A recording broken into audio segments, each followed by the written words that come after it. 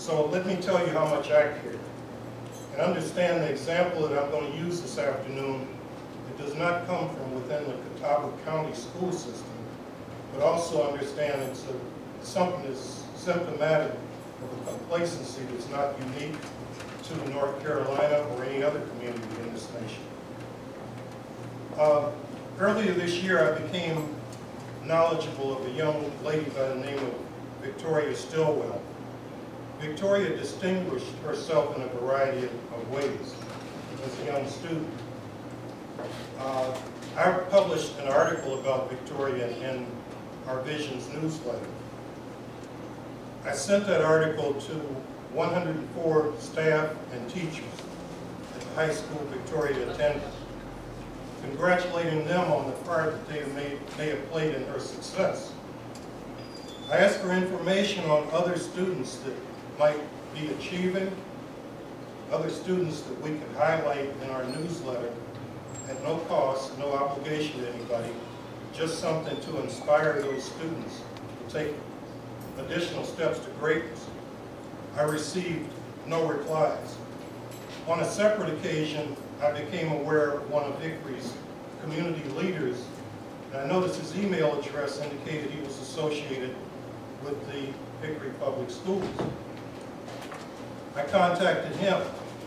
I said I want to do stories, positive stories on students within the Hickory area and try to advance them mentally. Let them know that we appreciate the job that they're doing, inspire them to greatness, and perhaps provide examples for other people, for other students in the system. Because we know we have role models within the system. Many times the role models are the drug dealers and those people doing the things that are detrimental to our community. So what we're trying to do is raise the bar and promote people that are on the other side of the issue. Again, no reply. Now, I didn't come to Hickory to make trouble. I came to Hickory to try to make sense. What makes sense to me is to realize that all people do not have the ability, the determination, the parental guidance of a Victoria Stillwell, but all can and should be encouraged. What makes sense to me is to publicize the good in our young people as much as we criticize the bad. What makes sense to me is to utilize the resources of the written and the spoken word to raise the aspirations and hope of our youth.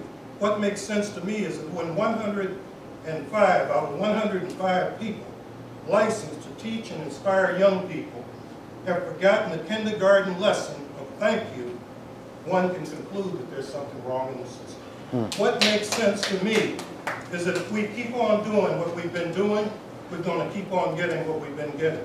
What makes sense to me is to elect to the school board someone whose vision goes beyond the afternoon bell and the end of the semester.